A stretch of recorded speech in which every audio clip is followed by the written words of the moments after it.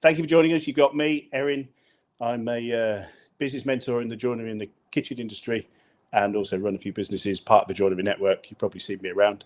So today I'm going to talk about how you to systemize your business, but also why. And for me, there's 5 areas that you need to systemize in your business. So it's the finance and the numbers.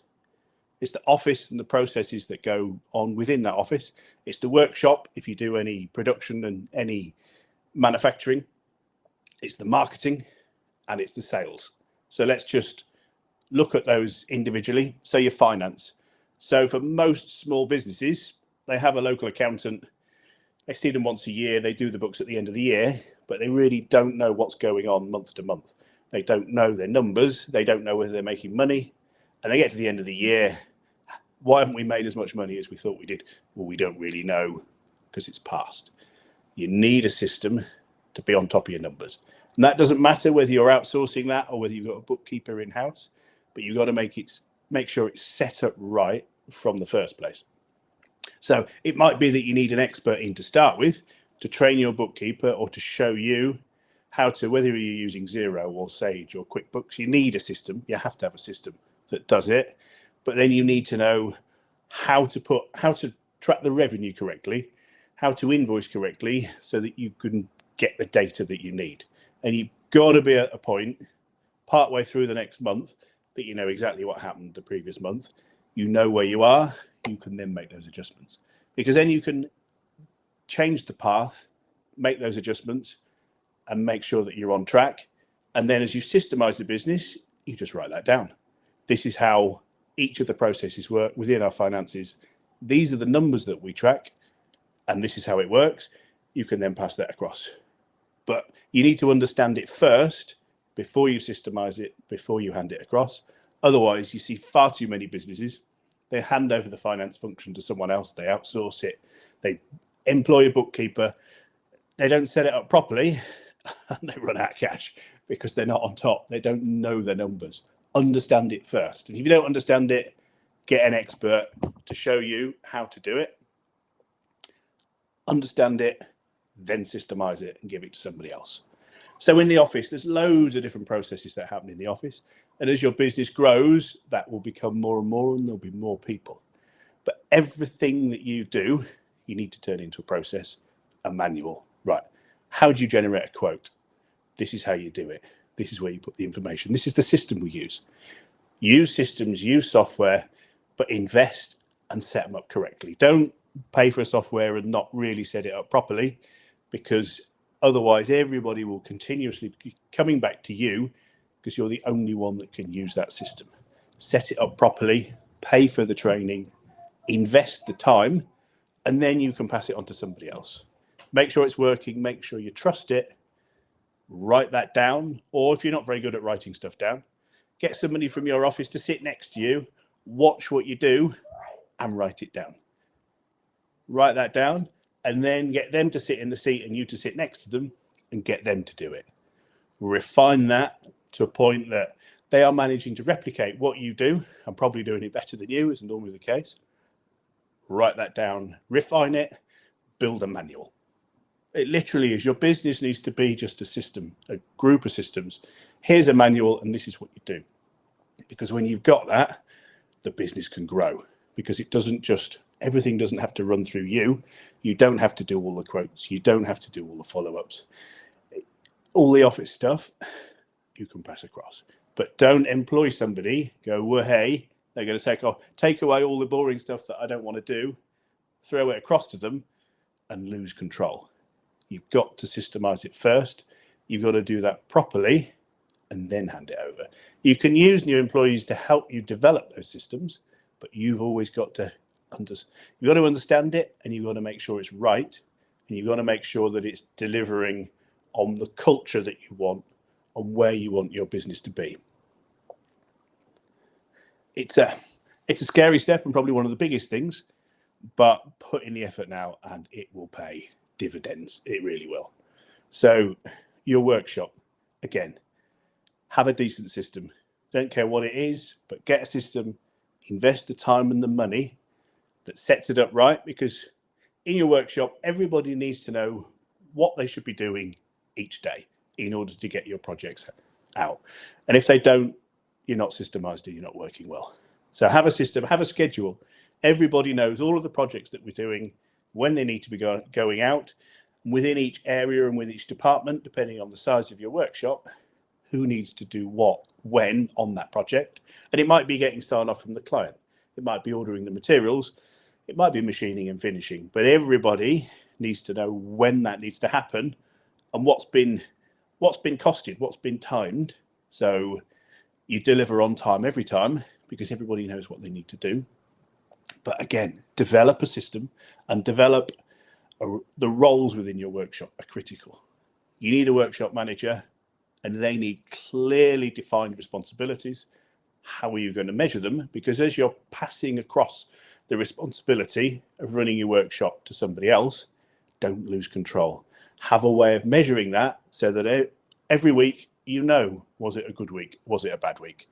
If it was a bad week, you go in and fix it. If there's something wrong and you're behind, you can go in and fix it. But only then do you need to get involved. If you systemize your workshop properly, it will run without you. And if you didn't want to, you could never go in there again if you didn't want to.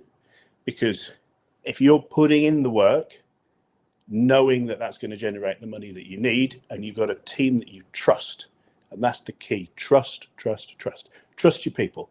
Trust your people to deliver. And the more you trust them, the more the culture will change and the more they'll take ownership. So many business owners that I go and see say that nobody else takes responsibility like they do. Nobody cares like they do. Well, trust people. And when you trust people, they will respond to that trust. Or if they don't, you get rid of them and move them on. But the vast majority of people will respond to that trust. So the next pillar section is marketing. Critical. Far too many businesses just rely on referrals, rely on relationships, rely on the phone ringing. Sit and wait for the phone to ring, and that's where all your work comes in. No, marketing's got to be a system. It's got to be, I spend money here, I do this and I do that, and this is what it costs me, and this is what it delivers out the other side. But a marketing system has to be organic and live. It's got to change. The thing about following a system within the office can pretty much stay the same until maybe new technology comes along. But within that, you follow that same process. With marketing, it's a changing world. With social media, with technology, with AI, it's changing. You've got to keep up to date with it. You've got to have a team that can adapt. And so don't set in stone, it has to be this, and then this, and then this, and that's it. You've got to allow your team to get it wrong. Allow your team to make mistakes in marketing, because as long as you're testing and you're measuring it, you just know, well, that didn't work. I'll try something else. That didn't work. I'll try something else. And so it is all about consistency in marketing. Have a system that you do. You know exactly what you've done. Measure it. If you decide to pick up the phone and ring 10 people from LinkedIn a week and it doesn't work, either you've not rung enough people, it's not a big enough set, or what you're offering them doesn't deliver enough value. So do twice as many the next week. That will either start to deliver something, or if it doesn't, you've got your offer wrong. And therefore change what you're offering until you find what works. And then you put your money and your effort and your resources into that. But keep measuring, because there will come a point in marketing where something stops working so well. And what you can't do is lose control. Otherwise, you'll just burn all your money. What you've got to do is keep measuring and have a system for measuring. Measure, measure, measure. And then when it starts to dip, you've got a team that go, right, well, that's not working so well. We're going to try something else. We're going to try something different. And you can see. But your business has to get to a point where it's running without you. Otherwise, it's not worth anything. It's a job, isn't it? So sales is the final piece of the puzzle. You got to get your leads in through the marketing, but you've got to be able to convert. And often you will do things that you don't even know you do. You've been doing it for so long, you live, you breathe it. You do things subconsciously. Again, get somebody to shadow you and to follow through the steps. What do you say? What words do you use? How do you talk to your client? How do you present it? What words do you use to present it? Write that down so that you can replicate it. So whatever works, whatever is converting, then teach that and put that into a document. And if you've got a bigger sales team, work out who's doing the most sales and figure out what they're doing and get them to teach it to everybody else. And that will raise everybody to their level. There's no reason why it can't, because sales is just, it's a system. It's following. Yes, it's relationships. And yes, some people are better at it, but people can learn. Follow that system, because what you need is consistency. You can't just finger in the air, hope we're going to convert an amount. If you follow a system and it brings in the leads and then you convert it, it's scalable and repeatable, because only then can you grow your business.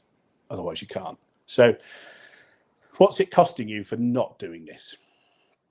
Well, if you're not systemizing your business properly, the likelihood is you're probably making 10% net profit, maybe a bit less. In the woodworking industry, I am convinced you can make 20% net profit with a systemized business. So if you're turning over £1 million, you're burning 100 grand. If all you're doing is 10% net profit, you should be doing 20. If you're not doing 20, your business isn't systemized. Now, on top of that, it makes it even worse, is your business isn't worth anything like what it could be. If your business is systemized, runs without you, then the multiple that you can sell your business, so essentially your profit, your EBITDA, when you sell a business, you get a certain multiple times that. If your business isn't systemized, you might get a 2 times multiple if you're lucky, and they'll tie you in for 2 years because everything goes through you. So let's say you're doing £1 million, you're doing your 10%, you're making 100 grand, twice that is 200 grand. Let's say you systemize your business, it's running without you, you're making 20%, you can get 5 times multiple. We're suddenly talking about £1 million. So essentially, you're burning 800,000 quid by not systemizing your business. And if your business is systemized, day one, see you later, walk off and retire, or walk off and do your next thing. So you're wasting 2 years of your life if you're not systemizing your business. It is crazy. And it's not rocket science. Each of the different steps is really small. It's really easy. You've just got to consistently follow them through, make those changes, do the hard work now, do the bits that you need to do, and it makes a difference. So, yeah, I'm passionate about changing people's lives in this industry, passionate about making a difference, and it doesn't have to be the way it is. The hours you work. If your business isn't systemized, you're probably doing 60 hours a week. You're probably working at weekends. You probably barely go on holiday. If you do, you don't switch off. If your business is systemized, you can work 4 days a week and go on as many holidays as you want. Because actually, your business should be getting better when you're not there. If there's systems and you're trusting your people, your business will get better when you're not there.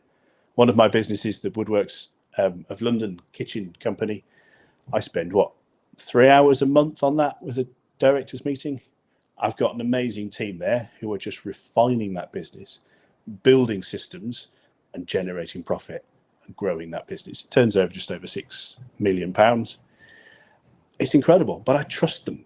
And the crazy thing is that it's the same team that the previous iteration of that business went into liquidation. They ran out of cash. And we haven't changed the team. All we've done is change the owners, change the trust, change the way we run the business. But the same people are now delivering that business. They're running that business. They're refining it. Every single day, they're making little bits better. It's becoming systemized. It's growing. That business will be doing 30 million in 10 years' time, 20% net profit. And I will have spent 3 hours a month on it. Brilliant. There's people in that business that are far better at what they do than I am at that. And I trust them and I free them up. But that is the difference. Trust people and have a system.